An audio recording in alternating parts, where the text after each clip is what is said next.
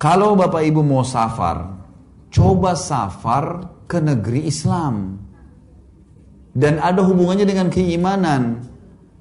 Kecuali memang negeri asal kita, itu lain. Tapi kalau datang ke negeri kafir ini, harus fahamin hadis Nabi.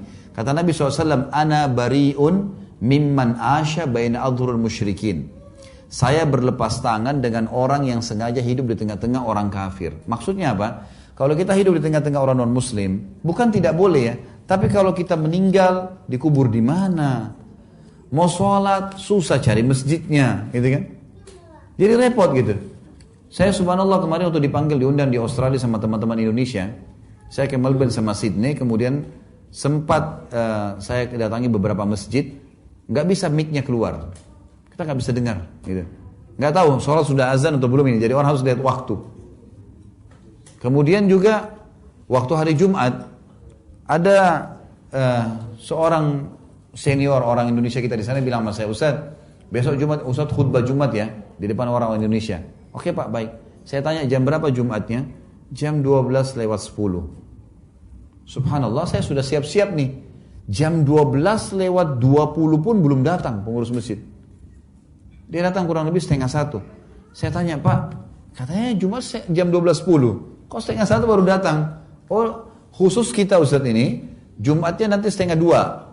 Bukan sekarang. Loh kenapa? Karena umat Islam di sini kerja. Dan mereka ini istirahatnya jam itu. Terpaksa Jumat ditunda, gara-gara peraturan negara itu. Coba, Jumat ditinggalin, wajib nih. Ditunda. Ini tidak ada udzur syar'i. Gimana caranya? Saya juga di satu majelis taklim bertanya satu orang, dia mengatakan gini, Ustaz, saya tinggal agak jauh dari Sydney, berapa jam naik mobil ke sini? Dia bilang, apa hukumnya Ustaz? Saya mau bertanya, apa hukumnya? Saya sholat sementara baju saya ada kotoran manusia. Kena kotoran manusia. Bolehkah saya sholat? Saya tanya, sebentar Pak, sebelum saya jawab, Bapak kenapa bertanya begitu? Dia bilang, saya kerja, saya tidak jauh dari 2 jam dari Sydney. Dia bilang, saya kerja bersihin kotoran manusia, gentongnya itu dibersihin. Dia bilang, nah sekarang kalau waktu sholat, baju saya penuh kotoran manusia, boleh nggak saya sholat? Itu pertanyaannya. Saya bilang, Pak, sebelum saya jawab, saya ajak Bapak balik ke Indonesia deh. Balik ke Indonesia. Bapak jual nasi uduk sama tempe di pinggir jalan lebih mulia daripada bersihin kotoran. Kenapa ini? Kenapa harus paksain diri begini kan gitu? Beda orang yang lahir di negara itu, warga negara itu, duta, nuntut ilmu, ada hal yang darurat. Tapi orang kalau ngundi nasib, gitu, ini harus jadi pertanyaan. Di Indonesia, masya Allah, mungkin di sini di Bali ya, teman-teman tahu di sini. Teman-teman kita yang non Muslim banyak datang di sini sampai tinggal 6 bulan. Saya sampai tanya waktu saya datang ke Bali pertemuan yang lalu, saya bicara sama Mas Riki waktu itu ya. Saya bilang, Mas, ini orang-orang non-muslim datang sini berapa lama tinggal? Ada yang sampai 6 bulan Ustaz. Loh, mereka-mereka ini orang kaya? Enggak juga. Bilang, saya juga pernah bergaul sama mereka bukan orang kaya, tidak selamanya. Ada orang yang kerja kebun, ada orang yang ini, tapi mereka kerja 6 bulan, kumpulin duit, habis itu mereka datang ke Indonesia, habisin waktunya 6 bulan lagi. Loh, kalau gitu duitnya banyak? Enggak juga. Tapi karena negara kita ini memang dianggap murah, maka mereka bisa hidup lama. Terus apa alasan lain? Cuacanya cocok, pemandangannya bagus. Lihat ya, orang lain datang ke negara kita, kenapa kita keluar gitu loh. Ini kan mestinya jadi pelajaran buat kita ya. Di sini Indonesia alhamdulillah kita mau pakai jaket sepanjang tahun bisa, tidak mau pakai jaket bisa. Cuacanya selalu stabil, garis khatulistiwa. Kalau musim panas 30 derajatnya mungkin ya 35 lah gitu kan. Mungkin 37. Kalau di Saudi itu sampai 50. Panas. Kalau musim dingin, mungkin musim hujan, kita 27 derajat, 26. Stabil semuanya. Nyaman gitu kan. Dan di sini kalau kita keluar lagi mau sholat maghrib, mau sholat Jumat, jam 12.10 Jumat, kita keluar jam 12 masih dapat sholat. Kan begitu. Mestinya kita berpikir itu. Baik, saya mau kemana? Jalan-jalan. Kalau orang pun suami istri mau pergi, bisa umroh, bisa ke negara-negara yang ada peninggalan situs-situs Islam, kan gitu. Nah, Pergi umroh ini sudah pernah Ustaz, saya sudah pernah pergi 2 kali, 3 kali. Benar. Pergi lagi, 10 kali, nggak apa-apa 100 kali. Ada pengalaman begini, ada pernah jamaah ini Bapak Ibu sekalian, selama liburan, orang kaya Masya Allah, selama liburan, maaf kalau ada teman-teman yang, saya bukan menyebutkan wilayah ini berarti menyebutkan keburukan wilayah, bukan. Semua ini buminya Allah. Tapi dia rupanya selama ini kalau liburan sering ke Eropa, habisin waktunya gitu kan, sama anak istrinya.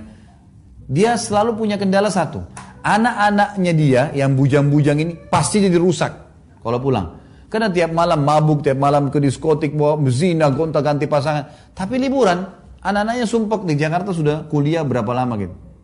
Satu waktu subhanallah, dia bawa di musim liburan umroh. Anak-anaknya dalam 9 hari umroh liburan berubah jadi soleh. Jadi baik. Karena selalu dari hotel ke masjid, sholat, didampingi oleh ustadz. Masuk ke mall, musik aja nggak ada. Kalau teman-teman pernah lihat masuk ke Mekah sama Madinah, lihat di mallnya ada musik nggak? Nggak ada musik. Perempuan semua pakai jilbab. Memang situasinya membuat kita jadi gitu.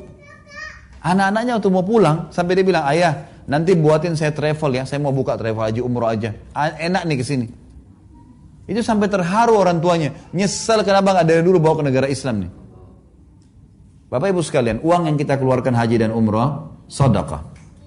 Yang kedua, umroh itu sendiri dan haji, kalau rutin dikerjakan, ya, itu akan mendatangkan rezeki. Ini kalau teman-teman ikuti ceramah saya di YouTube, saudaraku nilai rahasia rezekimu, ada 15 kiat. Itu salah satunya umroh dan haji. Kata Nabi SAW dalam hadis sahih riwayat Tabarani, umroh dan haji yang dikerjakan secara berkesinambungan, dari umroh ke umroh, dari haji ke haji, terus selama ada kesempatan, akan menghilangkan kesusahan hidup dan kemiskinan, sebagaimana api menghilangkan karat dari besi. Jadi nggak ada orang pulang umroh pulang haji itu miskin, nggak ada. Nggak ada, subhanallah. Ini penting sekali. Atha bin Abi Rabah, salah satu ulama tabi'in teman-teman, umurnya 100 tahun. 70 kali haji, 70 tahun haji. Dan musim haji itu dijadikan oleh orang-orang dulu, sahabat tabi'in, ajang untuk bertemu. Di musim haji ketemunya. Mereka selalu begitu pakai. Karena ini seperti Allah lagi panggil. Kita hadir nggak? Orang beriman itu Allah panggil sudah langsung ada di situ. Azan masjid, langsung ke masjid dia udah. Suruh sedekah orang miskin, langsung bantu. Haji, langsung haji. Nggak ada penolakan. Jihad, langsung jihad. Udah langsung dikerjain. Ada saya tahu satu pengusaha di Jakarta, Masya Allah, sampai sekarang berkah masih sehat, walaupun sudah sangat berumur ya. Dia sama istrinya Bapak Ibu sekalian, setiap bulan, 3 minggu di Jakarta, 1 minggu di Saudi, umroh. Setiap bulan. Nggak pernah berkurang rezekinya. Saya pernah umroh juga, ini pengalaman lain ya. Saya pernah umroh sama satu orang, kebetulan saya berangkat umroh setiap 2 bulan sekali bimbing. Maka ada kadang-kadang jemaah yang ikut gitu kan. Ada satu pernah jemaah dari Irian, pernah tahun 2003 saya ke Irian ikut sama saya umroh. Waktu itu bintang 5, kurang lebih sekitar 35 juta lah dia bayar. Selesai habis sholat di Masjid Haram Mekah, saya tanya, Pak, Bapak bayar berapa? Sekitar 35 juta Ustaz. Mahal gak? Ya sedang lah, kebetulan dia orang mampu, sedang lah. Terus saya bilang sama dia, Pak mau gak? Kita hitung, saya hitungkan Bapak pahala yang Bapak dapat. Kaget dia, memang bisa Ustaz? Ya yang ada dalilnya saja. Mau? Oke. Bapak sudah tahu belum hadisnya? Sholat di Masjid Haram Mekah, pahalanya sama dengan 100.000 kali dibandingkan tempat lain. 100.000 kali. Kalau kita pegang sholat wajib 5 waktu saja. Subuh, duhur, asar, maghrib, isya. Ini kan 1 hari 1 kali kan kita kerjakan. Subuh cuma sekali, duhur cuma sekali. Tidak pernah dikena 2 kali kan? Berarti kita anggap 100.000 kali itu adalah 100.000 hari. Kalau 100.000 hari dibagi hari 1 tahun, 365 hari, itu keluar angka 274 tahun. 274 tahun. Jadi sholat 1 kali di Masjid Haram sama dengan 274 tahun sholat di Indonesia. Itu sholat sendiri. Kalau sholat berjamaah, hadis Nabi SAW, riwayat Imam Ahmad, kalau sholat seseorang dari kalian di pasarnya, di rumahnya dibandingkan masjidnya, perbandingannya 25 kali lipat. 25 kali lipat itu kalau kita kali 274 kali 25, itu kurang lebih 6.500 tahun.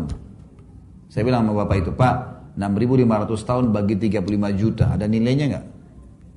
30 juta itu sudah masuk ongkos tiket pulang pergi, hotel, makan, transportasi, banyak manfaatnya.